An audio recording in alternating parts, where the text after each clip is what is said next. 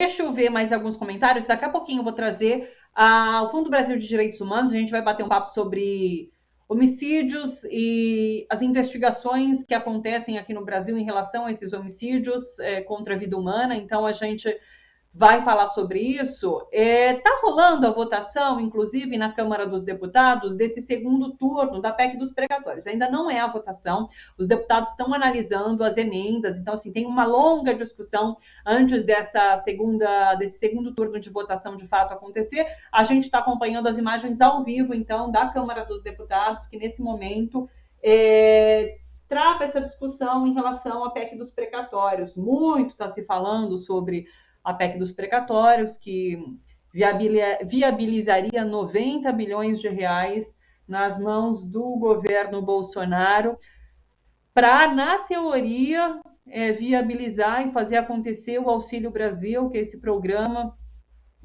que disponibilizaria R$ 400 mensais para as famílias de baixa renda por um ano, com duração datada até dezembro de 2022, por isso ela é chamada, inclusive, de um programa eleitoreiro, né? Porque viabilizaria não, mas atuaria como campanha política para Jair Bolsonaro. O que acontece agora, de fato, é a votação dos destaques, então os parlamentares ali, os deputados apresentando suas falas, seus votos. Vamos seguinte, pessoal, deixa eu introduzir aqui o assunto que a gente vai passar com o Fundo Brasil de Direitos Humanos, e daí eu já vou chamar a nossa primeira entrevistada, tá bom? A gente vai falar de fato sobre esses esclarecimentos de crimes contra a vida aqui no país, os homicídios.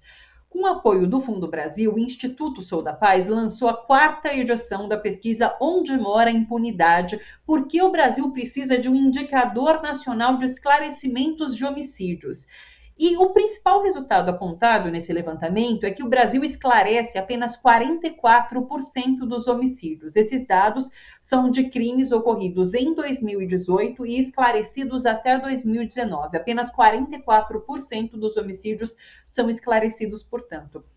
Para a gente entender melhor como foi esse levantamento, a importância do debate da segurança pública, a gente conversa com a diretora executiva do Instituto Sou da Paz, que é a Carolina Ricardo, e daqui a pouquinho também vai me acompanhar o assessor de projetos do Fundo Brasil de Direitos Humanos, que é o Pedro Lagata, que sempre participa aqui com a gente, inclusive. Carolina, seja muito bem-vinda. Como vai você? Eu não estou te ouvindo. Será que chegou. Agora Maravilha. Foi? Então. Foi. Parece que está com um atrasinho, mas me diga se você está me ouvindo. Eu estou te ouvindo normal. É que tem um delay realmente. Você vê um quadradinho pequeno, que é em tempo real, e aqui para chegar na nossa transmissão, às vezes tem um delay. Mas tudo certinho, te ouço perfeitamente. Você está bem? Eu estou bem, obrigada pelo convite. É um prazer estar aqui de novo, mais um ano, para a gente conversar sobre esse tema tão importante, tão duro, do esclarecimento de homicídios, né? Ou da falta de esclarecimento, enfim. Isso, prazer é nosso em te receber, viu, Carolina? Eu vou trazer, inclusive, vou situar para quem nos acompanha, olha só, essa edição, a coleta de informações contou com a participação de 17 unidades da federação, né, Carolina? Apenas 10 estados não tiveram essa capacidade de enviar os dados sobre assassinatos em suas localidades. Ainda assim, é um avanço significativo, já que na primeira edição, em 2017, só 6 estados permitiram esse cálculo dos dados com precisão. Então, assim, me explica primeiro esse avanço, mas o que falta, inclusive, para que todo o país participe desse levantamento. Acho que o primeiro ponto que é preciso destacar, assim como em qualquer área da política pública, saúde, educação, assistência social, a gente precisa trabalhar com dados, com informação, né? Ainda mais numa área como é a área de segurança pública e justiça criminal, que é uma área muito polêmica, que envolve o medo das pessoas, que envolve uma lógica punitivista, que muitas vezes é ineficiente e injusta. A gente precisa trabalhar com informação. Desde que Sou da Paz começou a produzir essa análise sobre a capacidade dos estados esclarecerem ou não os seus homicídios, a gente acredita que já conseguimos contribuir um pouco para o debate da produção de informação, né? Infelizmente, no nosso país, parte dos órgãos de justiça e segurança pública acabam trabalhando de forma muito mais precarizada, muito mais baseada na experiência, com pouca gestão, com pouca informação de qualidade. Quando a gente olhava a investigação de homicídios, essa era uma realidade, né? Então, uma das coisas que a gente monitora nesse trabalho que fazemos, de produzir um índice de esclarecimento de homicídios, é justamente a capacidade dos órgãos de justiça e segurança informarem o dado, buscarem, sistematizarem a informação. O nosso dado é coletado junto aos ministérios públicos e aos tribunais de justiça, e justamente na primeira edição só 6 estados tinham essa informação, e nessa última edição a gente conseguiu 17 estados informando de forma válida. Então é muito importante porque significa que para chegar até aí, os relatórios anteriores tiveram algum tipo de impacto, algum tipo de incômodo foi gerado, uma preocupação em produzir a informação, registrar melhor, tudo isso aconteceu, claro, não só por conta do nosso relatório, há uma série de ações próprias das gestões, mas a gente acredita que o trabalho foi importante para impulsionar. Então, se a gente começa a ter informação de qualidade, a gente consegue medir e saber de fato como é que está sendo feito o esclarecimento de homicídios e melhorar. Então, a gente celebrou, sim. O que a gente quer são os 27 estados informando, mas acho que é um ganho importante desse trabalho e que vai fazer diferença lá na ponta para o trabalho das investigações das polícias civis, do Ministério Público e, no final de contas, das famílias das vítimas, que é quem precisa desse direito à justiça, né? Que o esclarecimento precisa dar. Antes de eu até chamar o Pedro Lagata, deixa eu só tirar uma dúvida com você, Carolina. Quando a gente fala em 44% de esclarecimento de crimes, esse índice aumentou nesses últimos levantamentos. Do que se trata? 44 é um número bom, é um número ruim? Qual é o comparativo? Então, enfim, a gente vem tendo um aumento gradual, né, porque a gente fez 4 edições, né? Na segunda e na terceira o patamar ficou muito próximo, em torno de 30%, e agora teve esse aumento de 44%, que em parte se deve a uma variação do próprio aumento dos estados, da capacidade de esclarecer, mas também da informação que chega, né? Então, não é um indicador que a gente celebre ainda, embora o aumento seja importante. Por exemplo, quando a gente olha outros países, esse percentual tende a aumentar, acima de 60%, embora aqui na América Latina a gente não esteja tão fora, né? O percentual da América Latina gira em torno aí de entre 40% e 50% dos homicídios esclarecidos, mas a gente precisa, eu acho que o dado ele é importante para ilustrar o geral do Brasil, mas tem muitas disparidades no nosso país, né? Eu acho que é mais legal do que olhar o dado médio do Brasil, é olhar o que acontece nos estados brasileiros, né? E aí a gente começa a descer para a realidade, entender como é que o Brasil está de fato, né? Mas houve uma melhora, assim, entre a penúltima e essa nossa última edição. Perfeito. Deixa eu chamar agora o Pedro Lagata, que é assessor de projetos do Fundo Brasil, sempre participa aqui com a gente também. Seja bem-vindo, Pedro, e já quero te perguntar sobre esse apoio que o Fundo Brasil deu ao Instituto Sou da Paz para a realização dessa pesquisa, né? E foi por meio de uma linha de apoio que é dedicada à justiça criminal. Eu queria que você falasse um pouco para a gente sobre a importância de ter uma linha, inclusive, que fomenta esse tipo de pesquisa. Seja bem-vindo, Pedro. Oi, Thalita, oi, Carol. Estava até comentando com a Carol, a gente já está virando uma tradição anual essa conversa. E espero que ela continue sendo assim e justamente nos próximos anos trazendo mais estados respondendo esse tipo de pesquisa e priorizando mais justamente a investigação de crimes violentos, né, e o respeito aos direitos das vítimas. O fundo, essa pesquisa sobre o Sou da Paz faz parte de uma linha, de um programa do Fundo Brasil que começou há uns 7, 8 anos, com parceria de uma fundação internacional, a Oak Foundation, e tem como foco, sobretudo, o sistema de justiça criminal, combate às prisões desnecessárias, principalmente o uso abusivo das prisões provisórias, né, que são aquelas pessoas que são mantidas presas antes de passarem por algo que é seu direito, que é um julgamento justo, um julgamento onde elas têm direito de defesa, e também priorizando o combate à tortura, né, que é quase que uma lógica que estrutura o sistema prisional brasileiro e todas as suas condições insalubres.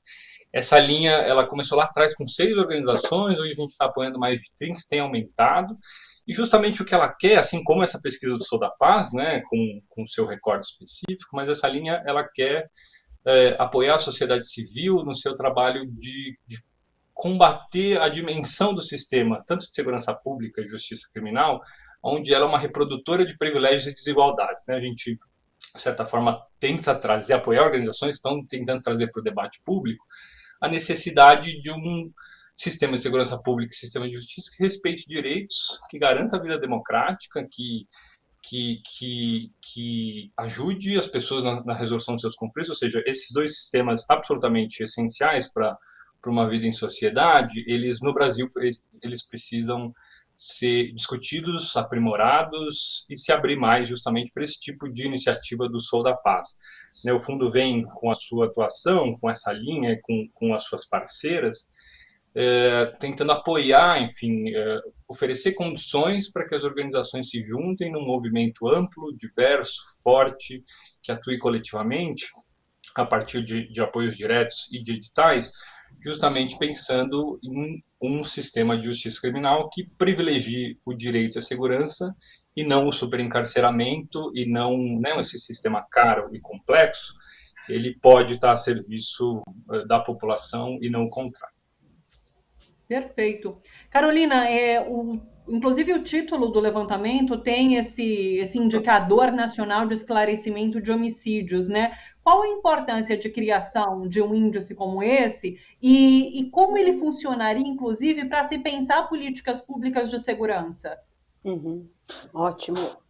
Bom, Pedro, olá, um prazer estar aqui mesmo nessa nossa quase tradição anual. Eu acho que o Pedro ele já levantou a bola aí para eu cortar um pouco do que está por trás desse trabalho, né? A gente, Sou da Paz, trabalha para fomentar políticas de segurança pública no país que sejam democráticas, respeitadoras dos direitos humanos e que sejam eficientes. O nosso modelo de segurança pública, ele é muito baseado, a gente tem duas polícias, a Polícia Civil e a Polícia Militar faz as rondas, o patrulhamento, e a Polícia Civil investiga. O que move de forma mais forte o sistema de justiça é o trabalho da Polícia Militar, ela é maior, ela está nas ruas e ela acaba circulando e efetuando muitas prisões em flagrante, né? De um crime, do pequeno crime, de um crime médio que esteja acontecendo ali, faz parte do sistema de justiça, mas a gente deixou de lado por muito tempo a outra parte, né? O investimento nas polícias civis, na investigação de qualidade, em inteligência, em buscar o crime grave, o que encabeça a criminalidade organizada, para ficar nessa lógica da prisão em flagrante, que responde de uma forma mais imediata às demandas da população, gera uma sensação falsa de segurança, né? As pessoas, quando têm medo, elas querem a polícia na frente da casa delas, né? Então, virou meio que uma resposta automática e mais fácil, que é injusta e que é ineficiente, porque a gente fica enxugando gelo, né? A gente prende muito, claro que são pessoas que estão cometendo crimes, mas são crimes mais leves, que poderiam ser tratados de outra forma pelo sistema de justiça, e o crime que é o mais grave, no nosso caso aqui a gente está falando do homicídio, ele fica de lado, porque ele demanda uma integração e uma inteligência que a gente não investiu nos últimos anos. Então, ao criar um indicador de esclarecimento de homicídios, o que a gente tenta justamente é jogar luz para essa especificidade. O que o Brasil sabe sobre sua capacidade de investigar e esclarecer homicídios? Que prioridade a gente dá? Qual é o investimento que a gente tem feito na Polícia Civil, na própria PM para preservar o local do crime, na integração com o Ministério Público? Ao criar um indicador e fazer um ranking, mais do que apontar o dedo para o Estado que está indo bem ou está indo mal, a gente quer jogar luz para essa falta de prioridade e questionar onde está a impunidade, afinal, do nosso país. Será que ela está nessa prisão, nessa quantidade de crimes leves que são apenados com prisão, acabam lotando o sistema prisional? São crimes que precisam ser responsabilizados, mas poderiam ser feitos de outra forma? Ou será que a impunidade está nesse crime grave que acaba não sendo priorizado, né? Então, o nosso objetivo foi chamar para o tema, né? E a gente acredita, após 4 edições, que a gente conseguiu movimentar um pouco esse ponteiro, né? A gente vê hoje polícias civis estruturadas para isso, criando os seus próprios indicadores, porque eles querem disputar com o nosso, e a gente acha ótimo, né? Criando gestão para olhar a sua capacidade, cobrando os governadores, a gente quer estrutura para investigar, né? E isso tudo a gente espera que gere um ciclo virtuoso de priorizar, para que a gente tenha a condição de reservar a prisão para esses crimes mais graves e investir, por outro lado, em alternativas para os crimes mais leves, né? Como é que a gente responsabiliza o crime mais leve, né? Já que ele é crime. Então, a gente tenta fazer essa conversa também para provocar essa discussão como modelo de política de segurança pública. E aí a gente precisa, se a gente quer discutir o sistema prisional, a gente precisa olhar para a porta de entrada, que é para as polícias, que são as polícias que prendem as pessoas que estão no sistema. Então, o nosso indicador também tem esse desejo, né, além de priorizar o tema, de fazer essa discussão crítica sobre o que movimenta o nosso sistema de justiça criminal no país. Perfeito, que legal. Olha só, Pedro, você falou um pouquinho sobre essa linha de apoio, né, a projetos voltados para a justiça criminal, e eu queria que você falasse um pouquinho sobre as ações do Fundo Brasil, sobre os projetos apoiados, inclusive nesse campo. Legal. O Fundo Brasil, ele vem, como eu disse antes, ampliando, né, esse programa de justiça criminal, mas ele apoia o tema desde a sua fundação, né, 15 anos atrás. Sempre foi um tema importante, a gente sempre leu ele como combate à violência institucional, envolvendo polícias, envolvendo as prisões, mas nesses últimos anos a gente vem ampliando, tornando mais sistemático, pensando justamente em qual é o nosso papel, né, como fundação, em ajudar o campo a ter condições de trabalho, recursos mais disponíveis para se desenvolver. E desde lá, então, a gente saiu lá no começo, né, há 7 anos atrás, com 6 organizações apoiadas. Hoje o programa tem mais de 30 organizações, entre elas o Sou da Paz aqui presente, trabalhando justamente nesses eixos de enfrentamento ao uso abusivo da prisão provisória, combate à tortura e também um outro tema super fundamental que a gente não vai entrar tanto hoje, que é a garantia do direito de egressas e egressas do sistema prisional, ou seja, tanto a porta de entrada super aberta é um problema, como a falta de apoio das pessoas que passam por toda essa experiência muito degradante também precisa ser pensada, também tem todo um campo de organizações e nesses 3 eixos que o Fundo tem organizado as suas ações, e os nossos apoios eles se dão por algumas vias, mas aqui eu queria chamar a atenção para a via de editais, né? O Fundo, em todos os seus programas, trabalha dessa maneira, abrindo chamadas públicas que as organizações podem concorrer.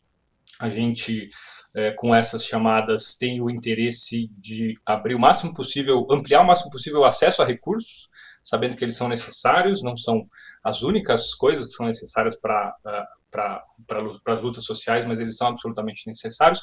E o fundo vai lançar o edital no campo de justiça criminal, agora no início de dezembro, no dia 10 de dezembro, que é o Dia Internacional dos Direitos Humanos, sobre esse terceiro tema que eu disse, que é o apoio a organizações, que visa, né, o apoio a organizações que estão dedicadas a pensar a porta de saída, a pensar, então, quais são as políticas e iniciativas necessárias para apoiar que as pessoas que passaram pela experiência carcerária tenham todas as condições de reorganizarem a sua vida e seguirem, né, e recuperarem sua cidadania, por assim dizer.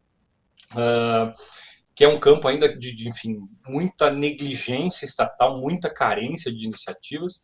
Então, a gente vai lançar esse edital e aproveito para deixar aqui o convite, né, para todas as organizações interessadas que mandem suas propostas. Nós queremos receber suas propostas, conhecer suas iniciativas. Ficaremos muito honrados de receber a inscrição de projetos nesse edital. Aliás, o site está aqui, pessoal, fundobrasil.org.br. O do Instituto Sou da Paz a gente também tem, é só piscar aqui, é soudapaz.org. Eu quero agradecê-los já, nosso tempo está esgotando. Carol, seguinte, como você disse, já virou tradição, então ano que vem eu vou ficar aqui na torcida para que a gente tenha um índice melhor. Claro, sabendo que esse índice depende das discussões que a gente trava, como essa que a gente teve aqui agora no Bom para Todos. Lembrando que ano que vem, inclusive, é ano eleitoral, então é hora de cobrar essa discussão, é hora de pautar essa discussão tão importante. Muito obrigada, viu, Carol? Muito obrigada, Pedro. O Fundo Brasil que agradece, tanto o Sou da Paz como a TVT, o Bom para Todos. Obrigada, viu?